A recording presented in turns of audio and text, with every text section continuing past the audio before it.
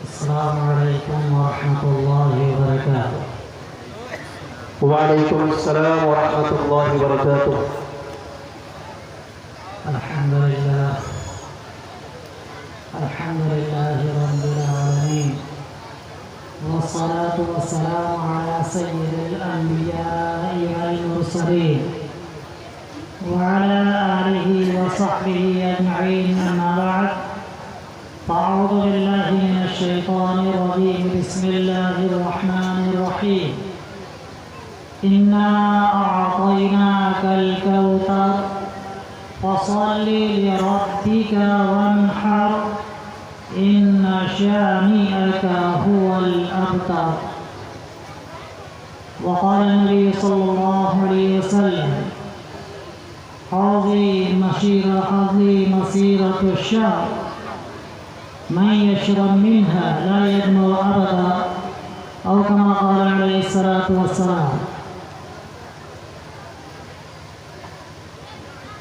Stage پہ تشریف فرما معزز علماء کرام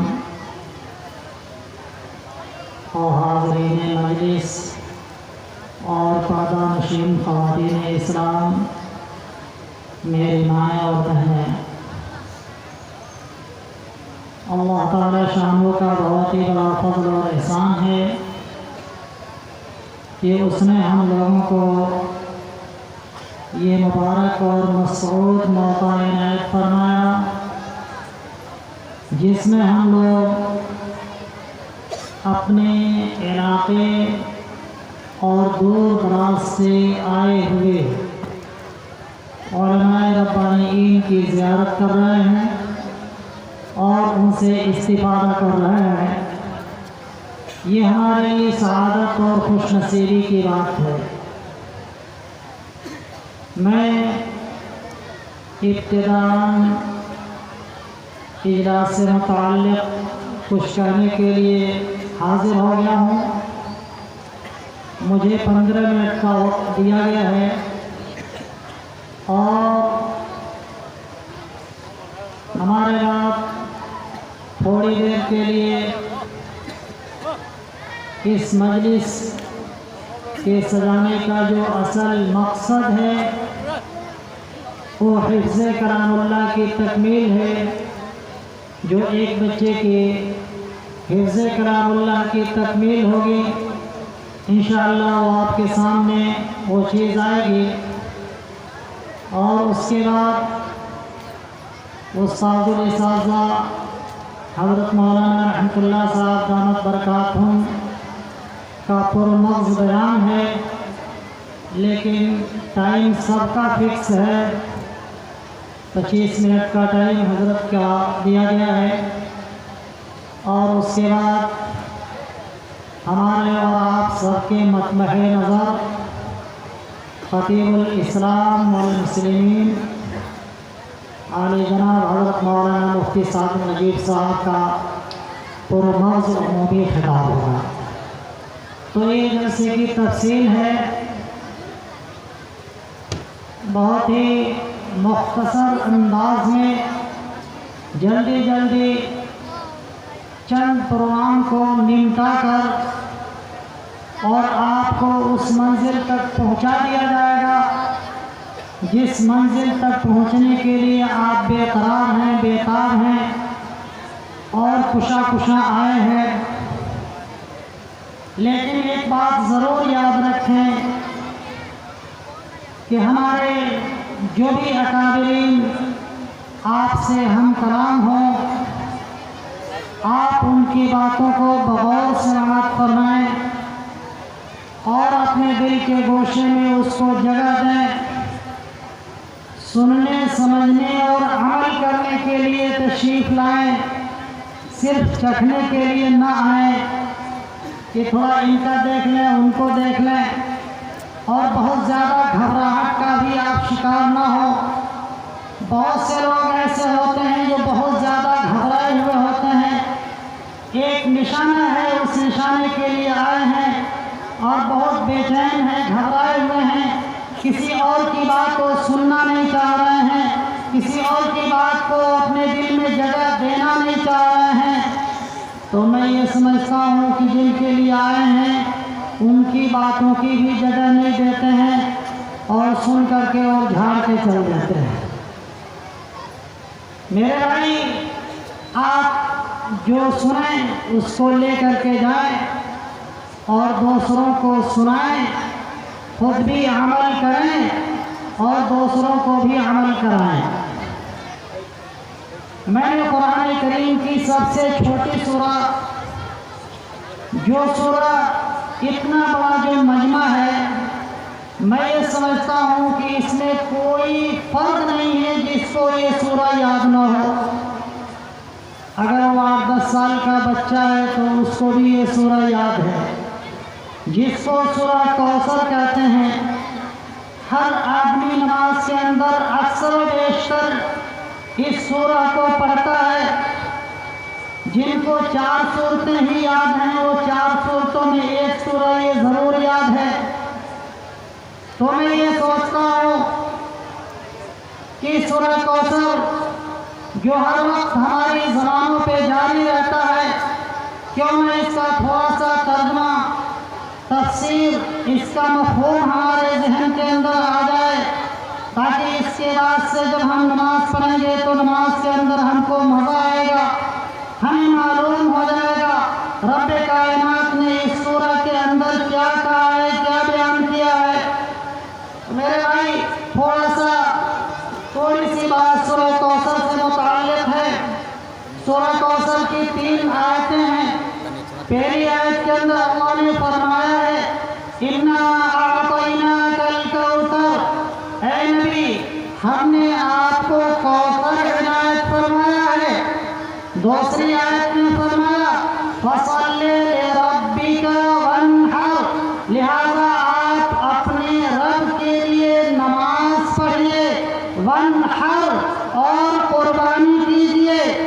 تیسری آیت میں فرمایا إِنَّ شَانِئَكَ هُوَ الْأَبْتَرُ، بے شک آپ کا دشمن وہی ہلاک ہونے والا ہے، وہی برباد ہونے والا ہے، اسی کی نسل ختم ہونے والی ہے۔ میرے بھائیوں، یہ 3 آیتیں ہیں، 3 آیتوں کا ترجمہ ہے۔ اللہ نے پہلی آیت کے اندر فرمایا ہے اِنَّا أَعْطَيْنَاكَ الْكَوْثَرَ، اے نبی ہم نے آپ کو کوثر عنایت فرمایا ہے۔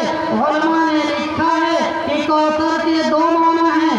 یہ کوثر کے ایک معنی ہے الخیر الکثیر، الخیر الکثیر، بہت زیادہ خیر، بہت زیادہ بھلائی، دنیا کی بھی بھلائی، آخرت کی بھی بھلائی، ساری کائنات کی بھلائی، یعنی ساری کائنات کی رفعتیں، ساری کائنات کی عزتیں، ساری کائنات کی نعمتیں۔ اِنَّا أَعْطَيْنَاكَ، اے نبی ہم نے آپ کو عنایت فرمائی ہے۔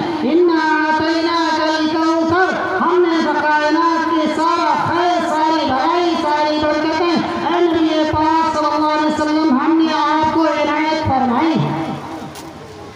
کوثر کے دوسرے معنی ہیں الحوض، کوثر کے دوسرے معنی ہیں الحوض الکوثر، حوض کوثر، اے نبی ہم نے آپ کو حوض کوثر عنایت فرمائی ہے۔ اللہ کے رسول صلی اللہ علیہ وسلم نے ارشاد فرمایا کہ قیامت میں تمام انبیاء کرام کو ایک ایک حوض اللہ پاک دے گا، جس سے وہ اپنی امتوں کو پانی پلائیں گے۔ مجھے جو حوض ملا ہے، مجھے جو اللہ پاک حوض عنایت فرمائے گا، اس حوض کا نام حوض کوثر ہے۔ اللہ کے رسول صلی اللہ علیہ وسلم نے ارشاد فرمایا منبری علی حوض، بخاری شریف کی روایت ہے کہ میرا جو اس وقت منبر ہے، منبر رسول صلی اللہ علیہ وسلم، جس پہ آپ بیٹھ کے خطبہ دیا کرتے تھے، آپ نے فرمایا منبری علی حوض، میرا جو اس وقت منبر ہے وہ میرے حوض کے اوپر ہے، میرے حوض کے اوپر ہے۔ پتہ ہی نہیں چلا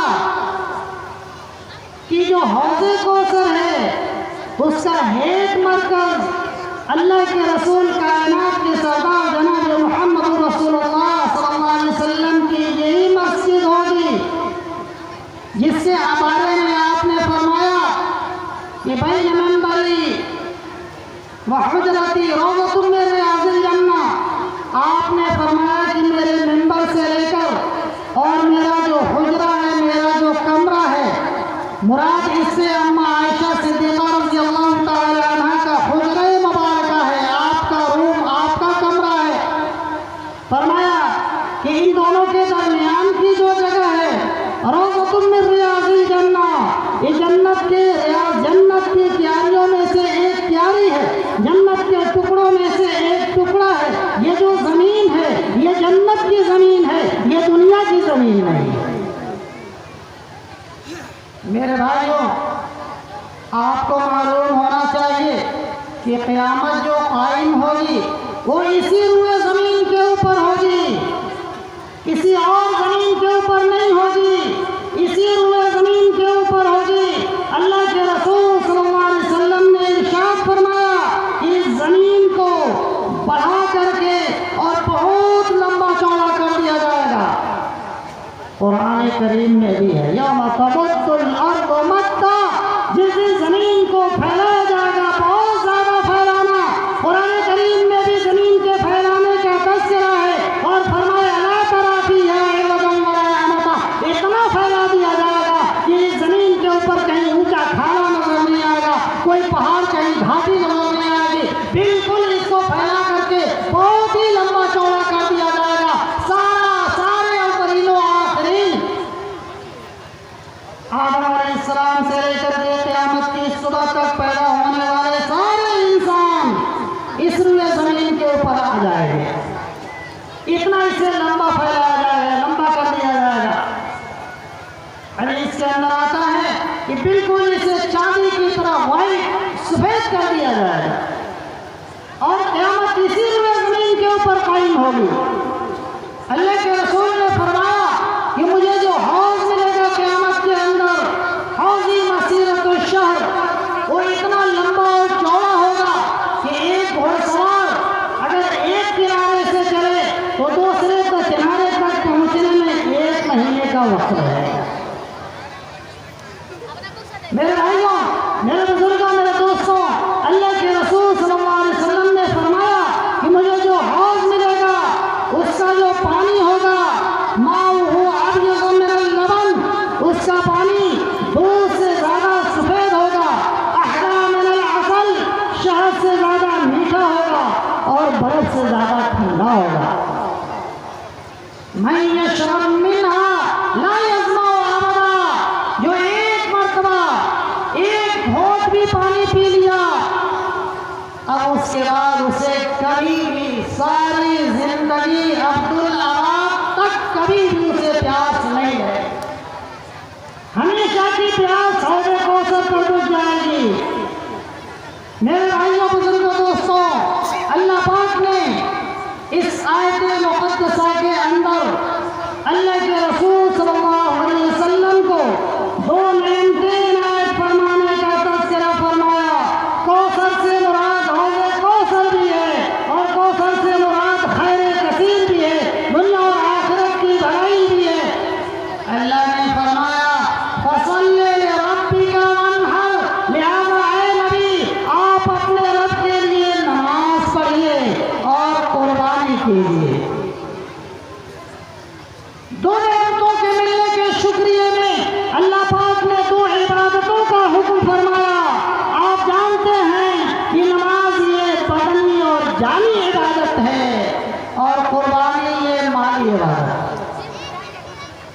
یعنی آپ جانی عبادت بھی کیجیے اور آپ مالی عبادت بھی کیجیے، آپ بدنی عبادت بھی کیجیے اور آپ جانوروں کی بھی قربانی کیجیے اور اپنے مال کی بھی قربانی کیجیے۔ فَصَلِّ لِرَبِّكَ وَانْحَرْ، رب نماز بھی ہونی چاہیے، لِرَبِّكَ ہونی چاہیے، اخلاص کے ساتھ ہونی چاہیے، خشوع کے ساتھ ہونی چاہیے، خضوع کے ساتھ ہونی چاہیے۔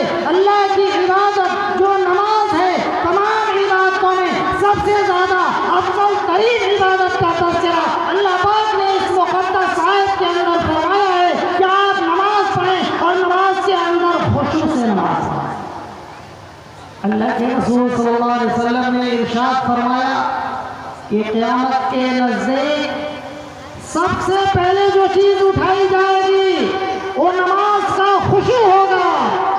فرمایا کہ تم دیکھو گے کوئی مسجد بھری ہوئی ہے لیکن خشوع سے کوئی نماز پڑھنے والا نہیں ہوگا۔ آپ اندازہ کر لیجئے یہ صحابہ کرام کی نماز تھی۔ اگر تیر لگ رہی ہے تو نماز میں نکالا جا رہا ہے، اگر کہیں ہاتھ پیر کاٹنے کی نوبت آ رہی ہے تو نماز میں کاٹ دیا جاتا ہے، ان کو پتہ نہیں چلتا۔ ایک ہماری نماز ہے کہ اگر 3 فٹ دور ایک مچھر بنا گیا تو ضرور پتہ چل جائے گا۔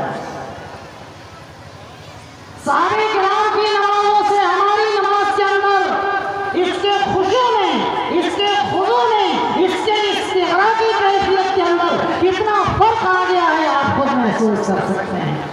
اللہ نے خشوع سے نماز پڑھنے کا حکم فرمایا اور دوسرا فرمایا کہ آپ قربانی دیں۔ قربانی جانوروں کی بھی قربانی ہوتی ہے اور آپ کے جان و مال کی بھی قربانی ہوتی ہے۔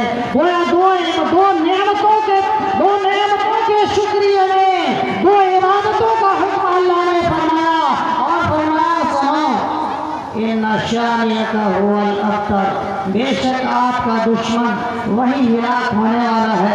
میرے دوستوں، دشمن بھی 2 طرح کے ہوتے ہیں، ایک روحانی دشمن ہے ہمارا اور ایک جسمانی دشمن ہے ہمارا۔ روحانی دشمن ہمارا شیطان ہے اور جسمانی دشمن انسانوں میں سے۔ فرمایا کہ اگر یہ 2 عبادتیں مضبوطی سے کی گئیں، مضبوطی سے نماز پڑھا گیا، نماز روحانی عبادت ہے، لہذا روحانی دشمن ہمارا ہلاک ہوگا۔ قربانی مالی عبادت ہے، اگر ہم نے قربانی کیا تو ہمارا جانی دشمن یہ بھی ہلاک ہوگا۔ اور جب تک یہ امت نماز کے اوپر اور قربانی کے اوپر برقرار رہے گی، اسلام کے جھنڈے کو کوئی بھی طاقت جھکا نہیں سکتی ہے۔ اور جس وقت یہ امت نماز سے اور اپنی قربانی سے ہٹ جائے گی، ذلیل و خوار ہو جائے گی، جیسا کہ آج بھی دیکھنے کے اندر آتا ہے۔ اور جو بھی قوم قربانی کو لے کر کے کھڑی ہو جاتی ہے، اپنے جان و مال کو لے کر کے اسلام کی حفاظت کے لیے، شریعت کی حفاظت کے لیے جو بھی کھڑا ہو جاتا ہے وہ حفاظت کر لیتا ہے اور اسلام جو کو چمکا دیتا ہے۔ میرے بھائیوں، میرے بزرگوں، میرے دوستوں، آج بھی ضرورت ہے، ہمیں اس بات کی ضرورت ہے کہ ہم 2 عبادتوں کو مضبوطی سے پکڑنے والے ہو جائیں، پابندی سے نماز پڑھنے والے اور اپنے جان و مال کی اللہ کے راستے میں قربانی دینے والے، اسلام کی حفاظت میں قربانی دینے والے ہو جائیں۔ اگر ہم ایسا کرتے ہیں تو انشاءاللہ الرحمن دنیا میں بھی ہمیں کامیابی ملے گی، آخرت میں بھی کامیابی ملے گی، دونوں جگہ ہمارا 100 نمبر ہوگا انشاءاللہ۔ اللہ تعالی ہم سب کو عمل کی توفیق نصیب فرمائے، ہمارا مکمل ہوا۔ اللہ تعالی ہمیں عبادت کا اور دونوں عبادتوں کی سعادت نصیب فرمائے اور عمل کی سعادت نصیب فرمائے۔ وآخر دعوانا ان الحمد للہ رب العالمین۔